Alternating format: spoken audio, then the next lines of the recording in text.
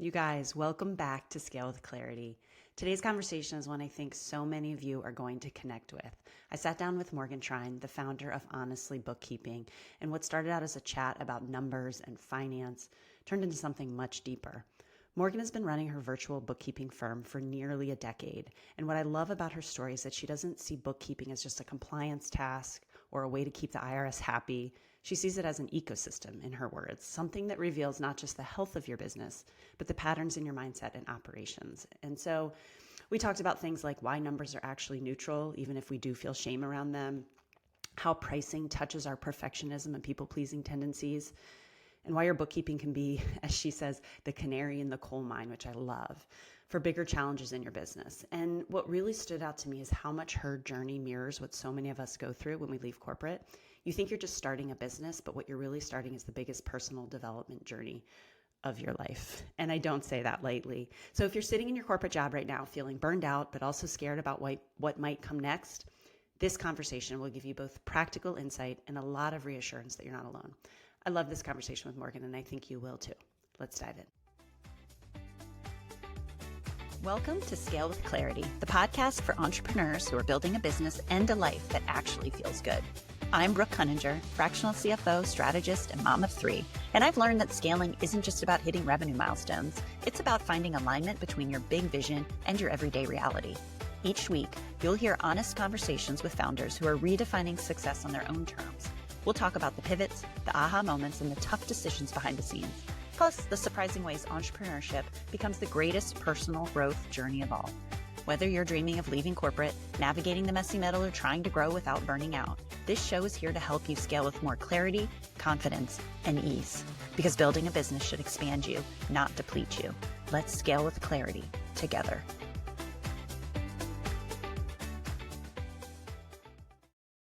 Morgaine, welcome. Thank you for being on the podcast.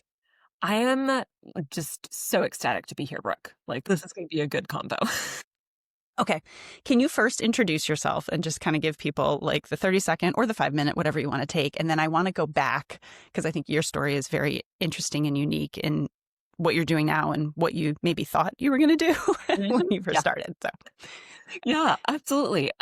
So I'm Morgaine Trine. I own Honestly Bookkeeping. We are a remote virtual bookkeeping firm that takes an ecosystemic approach to bookkeeping. Okay, pause on that. Yes, let's dive. Tell me more about that. Yeah, absolutely. So this stems from, so I've been running the business for 8 years, right? And when I first started, I was thinking about bookkeeping in a pretty, I think it's quote unquote standard way that you would think about bookkeeping, right? I'm doing this to make the IRS happy, compliance, let's organize finances. And over those almost a decade now, right, that depth of understanding around bookkeeping has really, really grown. And to, I hear this all the time in the online space, entrepreneurship is personal development, just off the charts.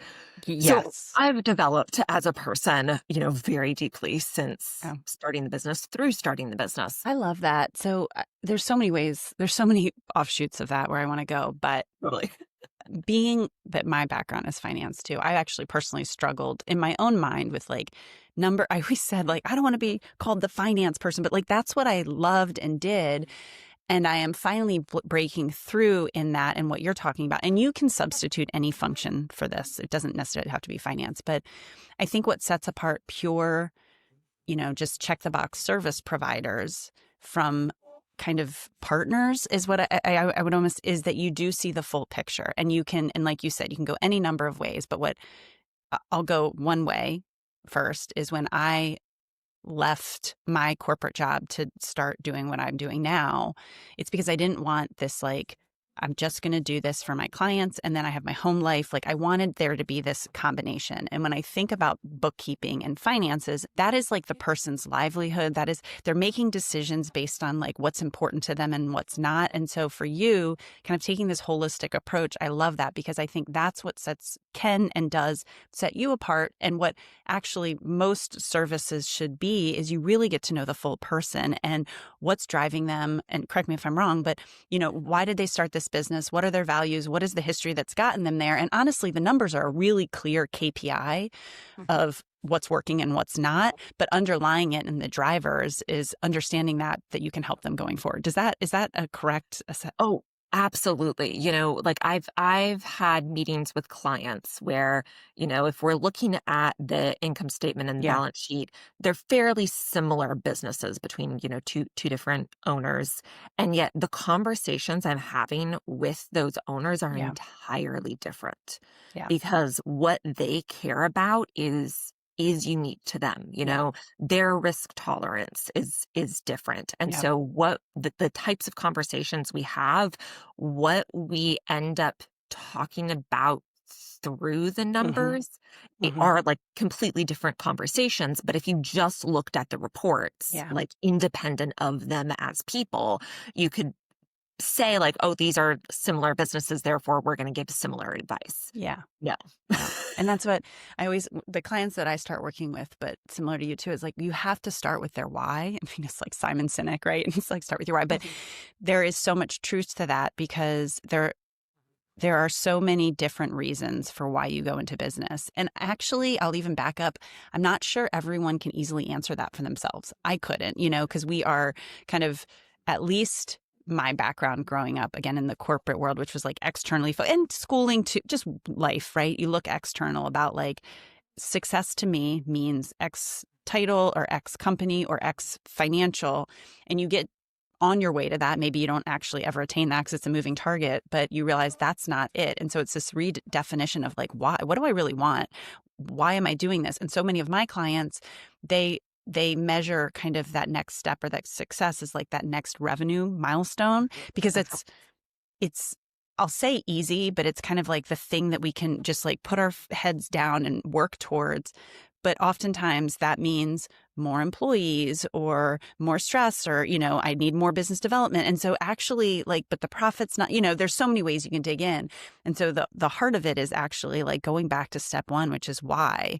And for me and my more recent passion, I'd say, which is helping others kind of leave corporate and follow in the same path that I've just like become ingrained in around fractional is like, what is your success metric and what are you leaving it for? And what do you really want in this? Because any business that starts up can go, I want to exit, in 5 years. I want to work really hard and have no life, personal life. I want to exit in 5 years and I want to leave money for my kids, or I want to retire and travel, or I want a lifestyle business. I want to be around more with my husband and more, like there's so many different ways. And so just kind of setting this like simple framework that works for everyone is not the case. And so I love that too, because it's almost like the numbers, bookkeeping, finance it's like the breadcrumbs that show what's working, but you need to know kind of like what's the end destination that you're trying to build the puzzle around.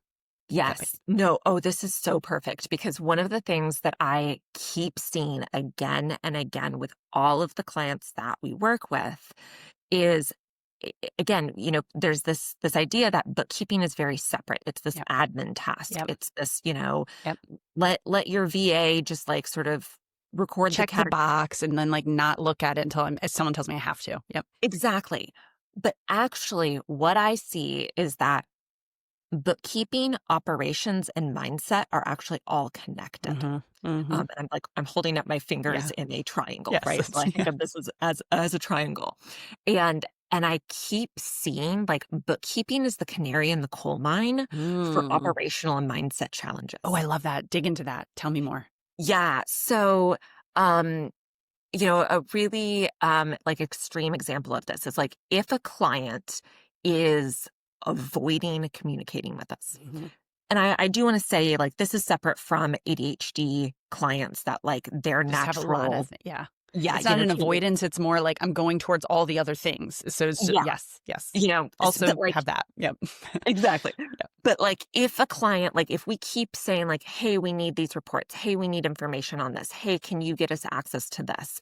And they just keep avoiding that. Like Yeah. if they're non-responsive, and then when they come back, they're like, I'm so sorry. Like, like there's a weight to how they're coming back and engaging with us, Yep. if there's like language around shame of, not responding. This is again and again an indication that there's some sort of money mindset piece going on. There's something around feeling like, there's not, like maybe you aren't worthy of money. In like extreme cases, there's, some sort of financial trauma. There's something in there where like money is not neutral for them and their nervous system. That just like keeps coming up, right? So like we see that, and that's an indication, hey, there's like a money mindset piece that's going on here. And then like also we see this in operations. So like say a client was responding, consistently. We were getting reports done consistently. And then all of a sudden that stops. There's like slower information coming to us. It's taking them longer to get us, the things that we were getting consistently. That is always a sign that there's something changing operationally. So either that can be like they've grown, and so now the person that could handle being that like communication flow to us has too much on their plate. It's like a leading indicator of like, okay, that you have stepped into the next threshold of, Exactly. And so there's something operationally that shifted. So that's either, we see this with clients that go through like extreme scaling and the systems can't catch up with the scaling. Or we can also see sometimes, we'll say, okay, you want to divide out your revenue into these different categories. Great. That means that your sales team needs to enter information in this specific way in the sales software. Right. And we can say, okay, this is like the key piece of information that needs to be done. We can even create like a little training, this is what you need to do. But then you as the business owner, or you as the business manager need to be the one to enforce the accountability to the sales team for putting in that information in the correct way, right? That's not something I can do. I'm not managing your sales team. But if that accountability piece, if that training piece isn't implemented, we see it in the bookkeeping, because then the revenue isn't correctly delineated. And so that's again a sign that there's something going on.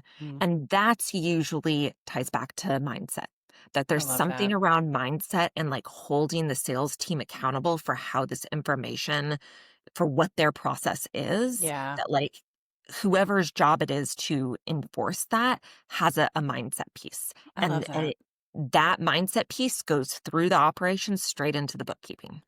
Look, can we dig into mindset a little more? Because you're dealing with clients like 5 years and beyond for the most part, I think, right? So you probably have clients coming to you in a variety of different financial cleanliness, for lack of a better term. So I guess I want to dig into that and say, like, clearly there's different mindsets that maybe I'm assuming that are coming to you. Some are maybe have grown into that next level and are very strategic and forward thinking around like, okay, now it's time for me to offload this. I need to get this in order for this is where I want to go. And I would imagine others probably come to you overwhelmed and like because they've grown or it's been too long that they've done any type of kind of cleaning of their books, and it comes to you pretty much in a mess, and it's like this stressed thing. And I guess I want, maybe if you could talk to the person that's not quite 5 years, but is on the road to one of those, like, what do you often see? And maybe what could we tell them earlier on? Like, I think it is, to your point, it's a mindset shift early on of like how we should be looking at this in a different way, I think. Yeah, absolutely. Absolutely. And like, when I was earlier in my business, I was also working with business owners that were earlier in their business, right? So I have seen, sort of the full evolution of, Exactly.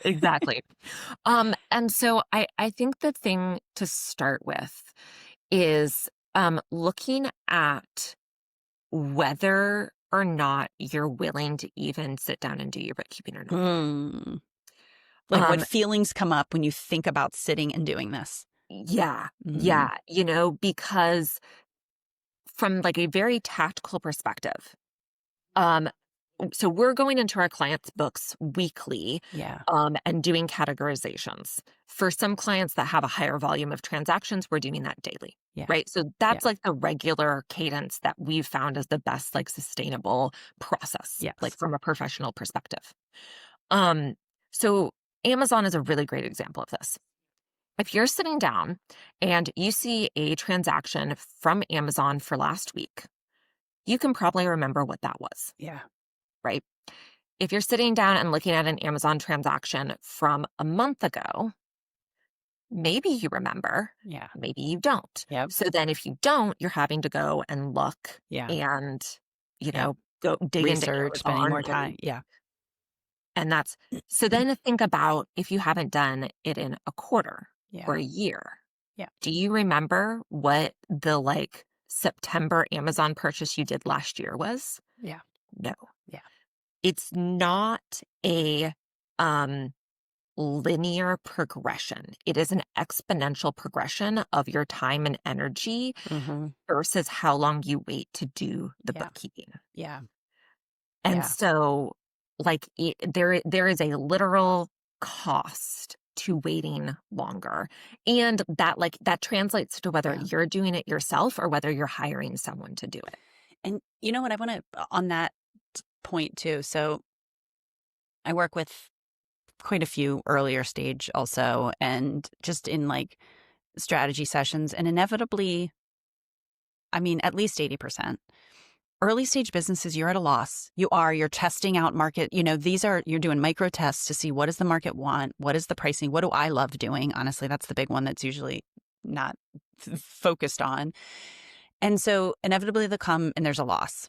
And there's this sense of like disappointment, or I'm not going to make it, or I know I haven't been managing this well, like just like an apology, like kind of apologetic around their financials. And what you're saying and what I want to add on to that is, especially early on, while that is the point of the business, and like you said, there is a actual cost if you're not staying on top of it, because trying to go back and research it takes you triple the amount of time. But if you can flip your mindset to there's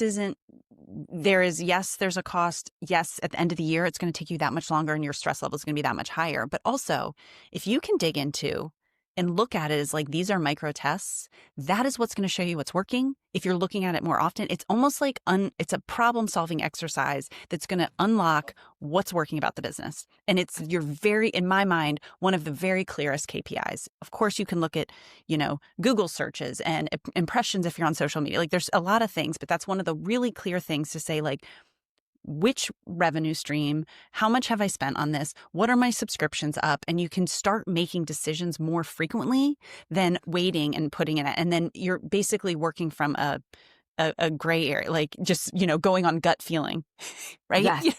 Yes. Well, and this is it, that like when you're avoiding doing your bookkeeping, Yeah.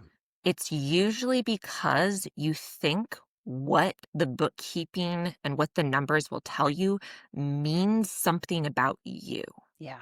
Yeah. And what you're talking about and like the place to get to is that the money and the numbers are neutral. Yeah. Like it doesn't mean anything. Yeah. Like it's just like that's what it is. Yeah. And then you get to make decisions based on what Exactly. is. It's like, versus- it's information. Yes. Versus what you think it will mean about you as the business Yep. owner.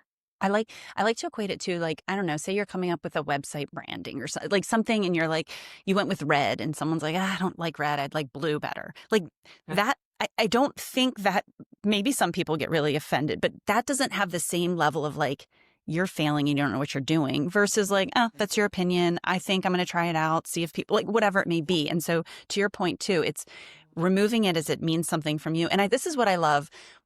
We don't need to go into profit first mentality, like all the process or whatever. But what I do love about setting up a different bank account and making sure you're paying yourself and just kind of setting that up at the beginning is it really does set the business up as separate from you when it's all mingled, because it's hard to say, like, you just see money going in and out. But when it's in this bank account, you can be like, this is the thing that I've, quote, invested in as like a separate entity. If you were to invest in any business and you're managing it, you're running small tests, you're seeing what's working, what's not, whatever stage of the business you're in. And so I love like kind of your point is removing it from what it means about you and just saying like, okay, what do we adjust now to? And that's why I think it's good to have someone like yourself or like that can look at these numbers and help be more than just here's your report, go off, I'll send you your next report next month. But really let's partner and be like, what does this mean? What do you want to do? Where do we want to look into next? That maybe we want to add a different account so we can like see what's working and try this a different way. And that's where that real partnership and accountability, I think, comes in. It's huge. Or even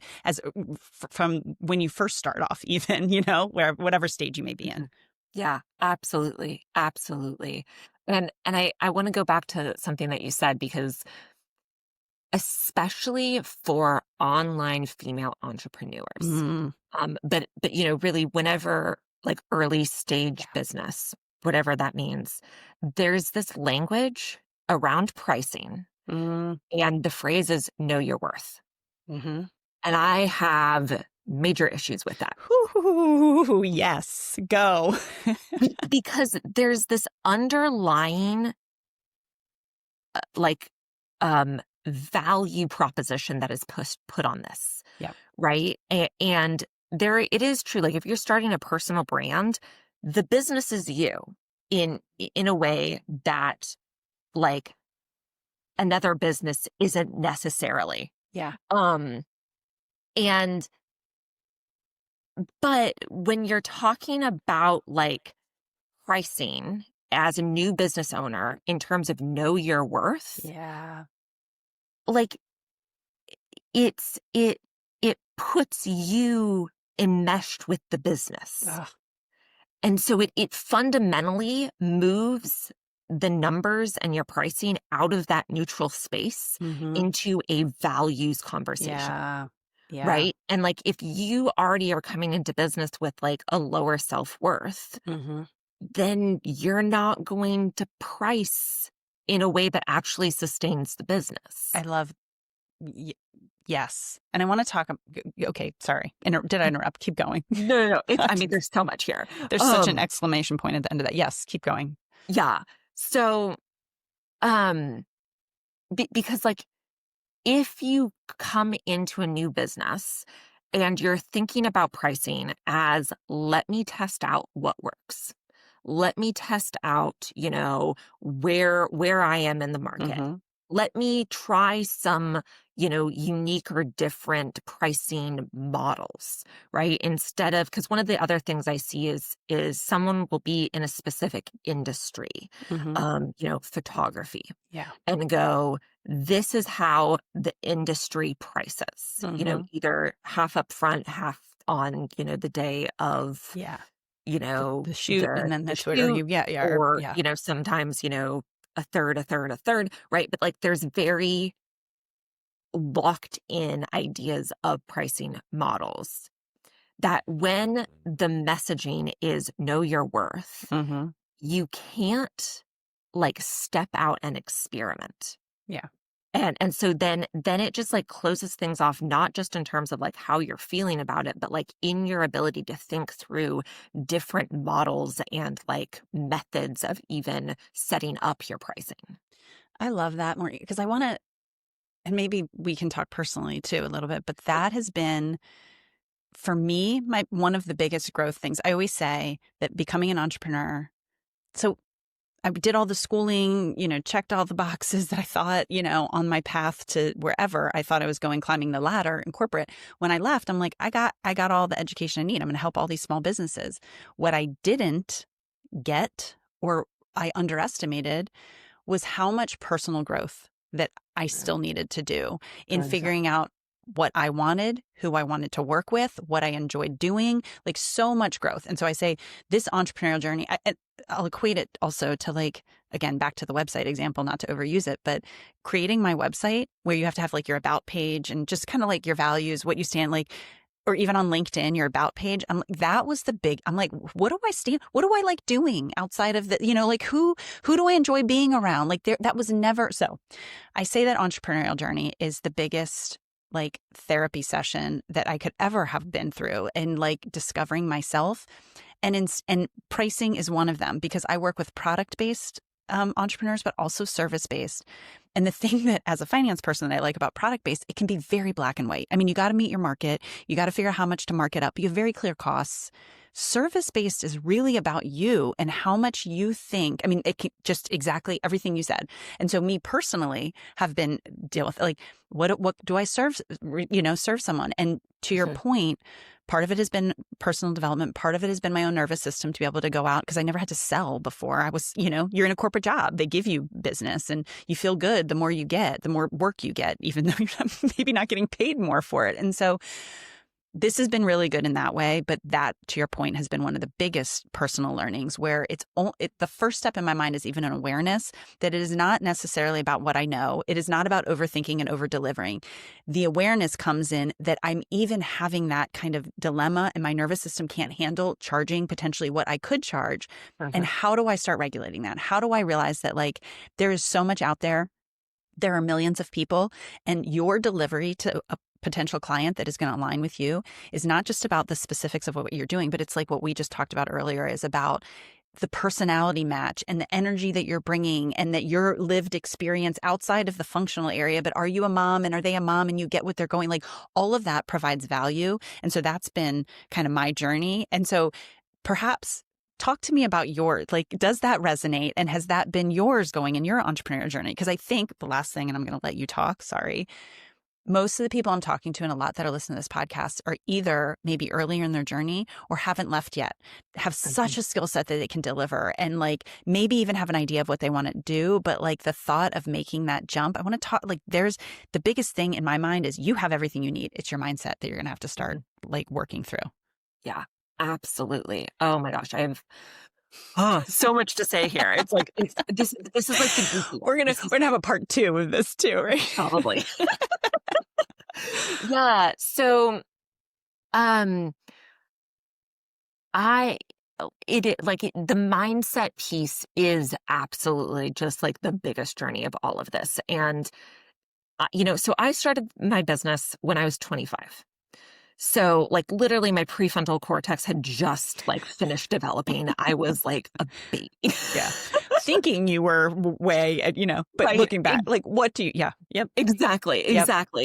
And I had this like sort of journey of having to figure out pricing, having to figure out selling, having to work through this idea that money truly is neutral. And like, I can, whatever I price, like there's going to be someone that will buy for me. And that like, it does not matter. Like I've realized through this process, in a surprise to no one except myself, that I am a perfectionist. I always said that. I say like perfectionist and people pleaser, but I'm like, oh yeah, I need to change that. And then I realized it actually feels like death when you're trying to change something like that's so ingrained in you. You can joke about it, but the actual change of it is like, oh, this is way harder than I thought. Like, but also like, as I'm working through it, because I've really been focusing in on this for the past couple of years. So good. Oh my gosh, it feels so good. Like on the other side.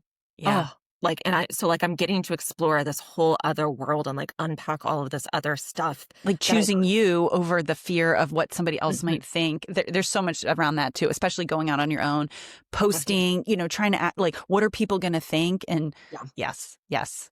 So, but like I had this idea that there was a perfect pricing amount. Yep. I just had to find it. Yep. And one of the biggest switches was like having this realization of like, oh, it really is arbitrary. Yeah. Like it literally does not matter. And like I could give my services away for free, and there would still be people criticizing me for making that choice. Yep. I was going to thank you for saying that too, because you always think, oh, you're too high. People are going to say that. But when you enter the world, you're going to have people being like, oh, that's so cheap and that's so low. And I'll talk to some people like, if that's what your nervous system can handle, because that's the first time you're going out, that's what you're going to do. And you get 3 of those, you get more comfortable, then you raise your prices. Like, it's like a baby. So thank you. It's both ways. And actually, when you realize that, you're like, then who cares? Like, I'm going to, regardless of what you price, it's going to either be too high or too low for any number of people.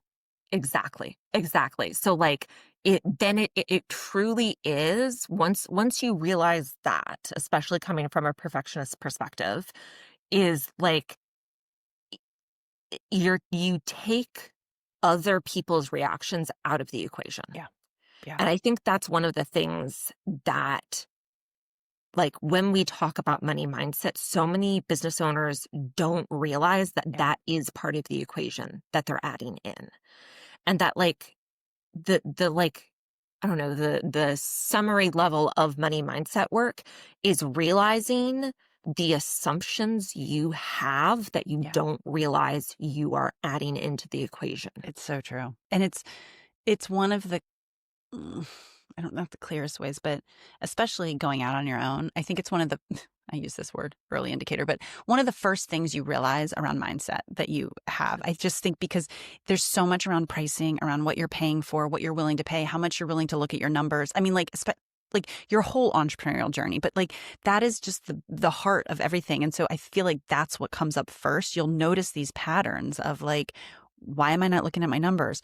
Why do I keep giving away my services for free? Why do I feel bad saying what my prices are? Like, why do I feel bad putting it out there? Whatever it may be. Why do I feel bad after I've worked with a client for 2 years saying like, you know what, prices are going up X amount, whatever it may be. And so every time you feel that discomfort, and I feel like it comes around money first, Yeah. that's when it's the sign to like look inside and be like, why am I feeling like what's there? What is there? And I don't think, at least for me in the first 20 years of my professional journey, I ever had to do that because it's changing now, but there was always here's the income bracket, here's the like salary range of the job that you're applying for. You can very easily look out at the market. HR would always say, well, this is, kind of our range and you're in between. Like it was very easy to outsource that, any type of thinking around that to this is just what it is. And this is what the market says, instead of this is what I feel like I'm worth. And this is what I'm going to go ask for. And it's such a pivot. So thank you for it's like number one, I feel like across the board. And the other piece for me that I really had to work through is that, right, I'm offering a financial service. Yeah. And I had so much shame Ugh. around having these struggles around pricing and like money not being neutral in my nervous system Yes. while I'm like supposed to Yes. be like a quote unquote expert and helping other Yes. business owners. Oh, yes. Thank you for saying yes. Yes. Me. Yeah. Same. Yeah. And, like I didn't come from corporate, right? Like to get back to your very first question, but like full circle now. I started the business without an accounting degree, like without having worked in a tax firm or an accounting firm before this. I just was like, okay, I'm doing this and now I'm doing it. Yep. This is what it is right now. Yeah. Okay. So I thank you for bringing us back, because before we end, I do want to ask that what prompted you, and you can talk about what you majored in college too, but were you always entrepreneurial? Because we talk a lot about the mindset, and I think there's a lot of fear in starting your own thing and going out, or maybe there's this, I don't want to say shiny object, but you think it's awesome. And then a lot of people take the leap and 6 months in are like, this is not at all what I thought. So like, what was that journey for you to get to where you are now? Totally. So much to say. So I'm actually a third generation entrepreneur. Yeah. My grandfather was one of the pioneers of cataract surgery. Oh my gosh. Yeah, his clinic was one of the 3 the FDA studied to give approval for cataract surgery. So he, he was the first entrepreneur, and then my mother started her first online remote business in 1993. Wow. Which So is early on online world. early. And so, I mean, a lot of her job was explaining to business owners what the internet even was. Crazy. So good. But I grew up with her working from home online on the computer. And she was always like, Morgan, you'd be so good. Like, you should start your own business. And I was like, no, I'm not going to do it. My grandfather had a business partner at one point that embezzled. He had to declare bankruptcy. I saw my mother. I had a front row seat to all of the ups and downs of, running your own business. I'm getting chills because I so relate to this. Yes. And so then I watched all of that and was like, oh no, I am not going to be doing that. Yep. And so, you sort of teasered this, but my degree is actually in ancient Mediterranean history. Yeah. Which is why all the listeners, like when I was like, we need to dive into this. Anyways, I just followed the tradition. I went a finance degree. I went into and I love that early stage. Yes. Yeah. Follow what you're interested in. And so, I graduated and I realized that, I really was going to have to do a PhD in the field to really make any headway. And I was just burnt out on academia, and all of the best PhD programs are in like cold, rainy places. And I have seasonal depression, and that is not the lifestyle you were looking for.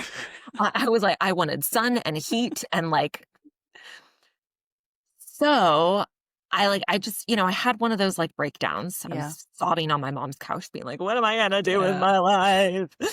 And I realized like the core piece of this really was I wanted to be in the Mediterranean. I wanted to be around the history that I had studied. And so it then became a conversation of what can I do to facilitate that? Yeah. And while I was sort of having this like dilemma, this, reevaluation, I ended up working operations at a registered investment advisor.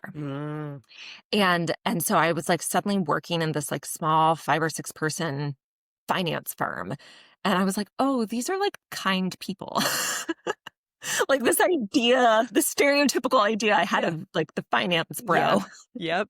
It's like, oh, that's just a stereotype. Well, it's not all. We don't have to all be like that. Yes. And so I had that, like I was working through that mindset piece at the same time, and realizing too that, this is 2017, there aren't a lot of remote jobs. There's a couple of job boards for remote virtual positions, but like it is stiff competition. And I was just like, I have just gone through trying to get hired, locally. That burnt me out. I'm not doing it. Okay, I guess I'm starting a business. Yeah. Okay, sorry. Not to interrupt you. There's a couple things there. One, see if I can remember all these breadcrumbs. One, growing up watching entrepreneurs, your grandfather and your mother. Same. My parents were entrepreneurs. And I think what it did for me too, I feel like people go 2 different ways, but you see the struggle firsthand. You're not blind to what it is, but it's almost like you said on the other side of your people pleasing or kind of perfectionism. I forget which one you are, but I'll check all the boxes for me. There's this kind of, you see it and you're like, and you release it and you're like, it's not that bad. So I think for me, seeing the struggles, it made me a little bit more risk averse because you see the reality of it. You've kind of lived it. And so it's not this scary kind of outward thing. And you see the struggles where you're like, but there's so much ownership in that. And so for you, I love your journey also about you're the epitome, an early stage of envisioning the life you want, exactly what you want. And then how do you build around it? And so I always say people that are in jobs, same for me. Even if you're unhappy and burned out, I think there's a crumb of something that you're enjoying that has kept you there for 20 years or 10 years or 5 years, however long you may have been there. But it's either the people, it's the culture, it's the type of work you're doing. And so for you too, thinking, okay, I did these studies. I know I don't want to go to academia, but I love, Mediterranean. So it's like finding what that is and then thinking strategically about how can I build the life around it. And what I love about right now where we are in this world, a lot of people are talking about AI and like, it's kind of disrupting everything. And there's a lot of fear around it, maybe rightfully so. But what I love is that exactly like you said, like looking at the job boards, that 2017, so almost 10 years ago, it was a very traditional kind of, how do I remote work? There's a couple jobs that I could do. It was like kind of more like you look at the table of what's predefined and you say, okay, where can I put that? there is no, you talk about outside the box thinking. I don't even think there's a box now of what is possible and how you work and the types of things, because AI is disrupting literally every industry, every company. We've got so much going on. So I love right now being able to kind of hear stories like yours and think about what's possible in the world of, don't even look at what is in the past. Like, what do I want in my life? How do I want to live? And now is the time to start creating that, because it's so possible to like kind of tap into any number of companies or industries and do what you love. Do you agree? Stop there. Absolutely. Absolutely. And that was a leading question. Do you agree, yes or no, after I've just gone on my 5-minute diatribe? Oh, man. No, but one of the things, like, so when I was building the business up, and like, figuring out how to start a business, it was a period that like was truly idyllic in my life, because looking back, I can see now. I mean, there was an element of like naivete, right? I was young enough that I was just like, I'm going to do what it. You don't know. You just kind of, Exactly. And the thought, it never occurred to me that I would fail. Yeah. Like, thinking back to that time period, I was just like, this is what I want. This is what I'm going to do to get there. How am I going to do it? And in that like first, I don't know, like, so I spent, I want to say 8 months really like building the business, learning bookkeeping. I went through a certification, figuring out, setting up the website, right? Like doing all of the operational back end, all that stuff. Yeah. I was so aligned, and it was, the thoughts that I had were just, what do I have to do next to make this happen? And there were no thoughts in my head of like, what if I can't do this? What if this doesn't work out? Like, what's my backup plan? It was just, I'm doing this. And that is such a powerful mindset. And it's been this sort of weird pendulum. Like, I started from that space, and then like 8 months into the actual like running the business after I'd gotten my first client, that's when I had my like, oh my God. Yeah. Like, can I do, like, this is hard now. Can I do this? That was the first point. And like, that was, like you said, like the 6-month mark. But for me, the 8-month mark really was that hard, like the first sort of crumbs of doubt started creeping in. And that, it's been a cycle since then of like sort of going through, can I do this? How, like, okay, my pricing isn't supporting the actual like life and business that I want, going through the pandemic and like all of that. And now coming back, and the pendulum is swinging back to that like conviction again. And so that it really is a lesson in just like, so someone said this to me the other day, it's persistence, not consistency. I totally agree. And I think it's the journey, not the destination, but you hear that all the time. But it really is, it's a consistent, for me, reassessing of what's important to me. What do I want? Because the more you do, the more you learn about yourself and what's important, and different seasons of life too. And everyone goes through the dip. I like to call it, and surrounding yourself with others that are kind of doing something similar helps, because everyone's feeling, you realize, oh, this is so normal. It's not because it's the sign of failure. It's not because I can't do what I'm doing. It's just, that's inevitable.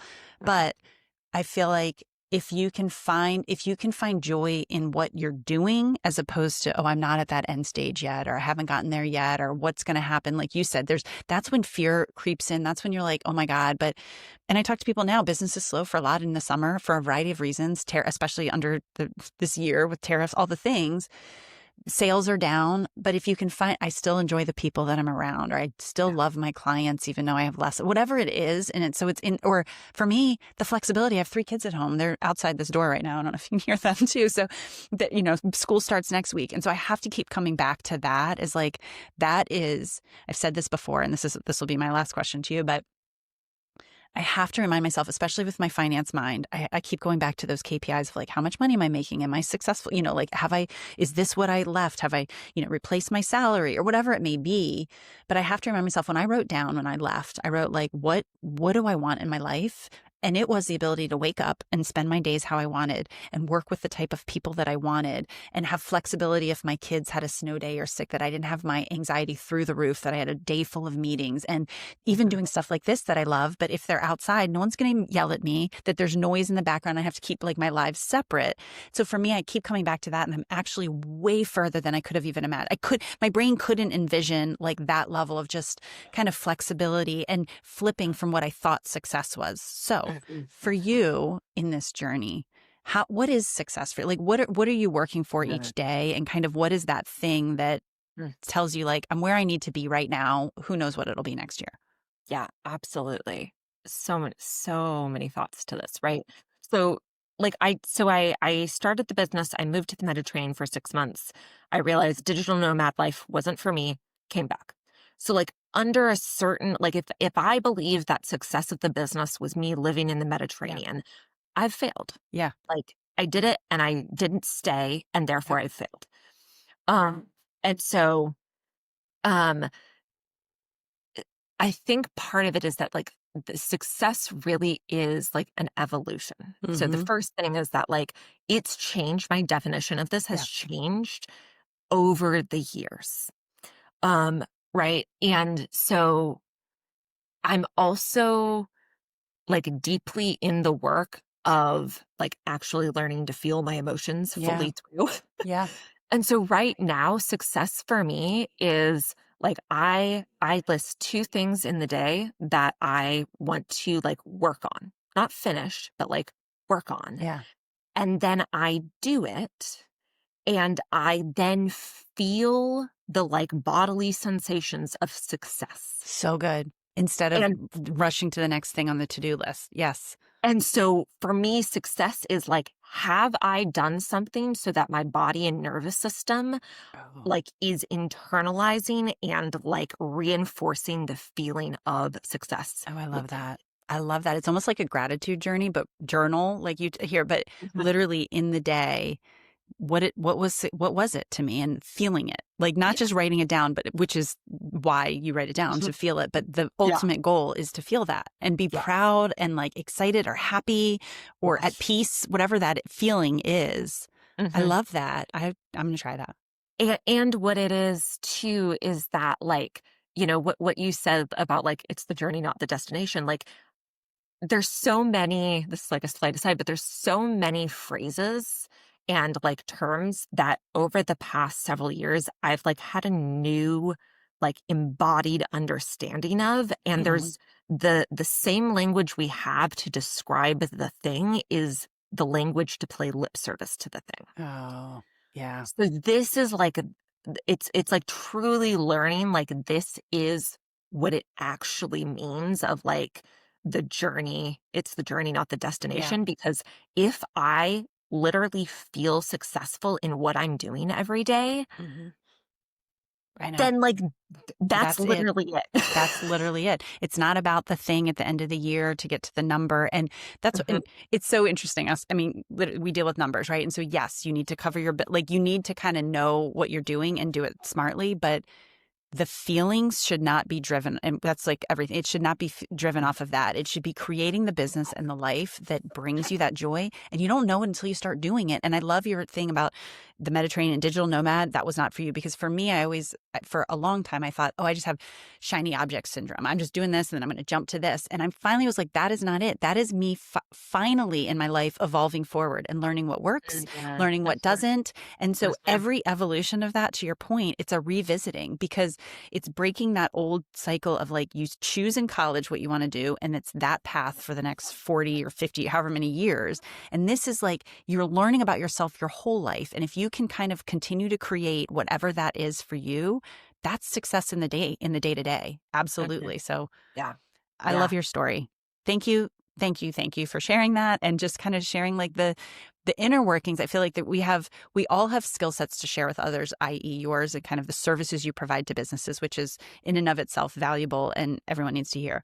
But kind of seeing behind the curtain of everyone's dealing with it too. And so even if easier said than done, right? To others, like I can give you your financial advice and what I think you should do, but I'm dealing with it too, especially on this journey. And so back to awareness and hearing more about it and normalizing it. I think that's what this is about. And thank you for that conversation. Because I think the more you hear, you're like, oh, that's not scary. Everyone deals with, the ups and downs and the behind the scenes. And I can absolutely do that. So thank you for that. So where can people find you if they hear you? Like what's the best way to reach you, work with you, all those things? And I'll put them in the show notes too. Yeah, absolutely. So go to honestlybookkeeping.com/gifts. And I have a guide for find 5 signs that your bookkeeping is misaligned. Love that. Okay. And it really, sort of builds on a lot of the topics that we've talked about today and sort of both that tactical and felt experience. Love that. And so honestlybookkeeping.com is the main place, but I'm also on all of the socials everywhere at Honestly Bookkeeping. Pick your poison, reading, listening. There's something for everyone. I love it. And then the final thing I'll say is everyone take a drink of water. Like what we've just gone through is like a deep dive, and like water will help your nervous system integrate it all. People are like, whoa, we were not ready for that conversation. We thought we were just going to get the quick 3 steps to getting cleaner books or so. I don't know. Exactly. I'll be sure to title this episode appropriately too. But this is the things, because I always say there's frameworks galore out there. There's like the quick steps to do this, but this is the stuff that you cannot outsource. You need to hear these stories. You need to work through the things. You need to figure out what you really want. You need to hear what others are doing and get your ideas and then go from there. So thank you. So I'll put all of that in the show notes. Thank you for sharing your story. I appreciate you being on the podcast. Oh my gosh, Brooke, this was just like a true delight. Oh, such a great way to spend my day. See, I'm designing my life right now as we talk. Exactly.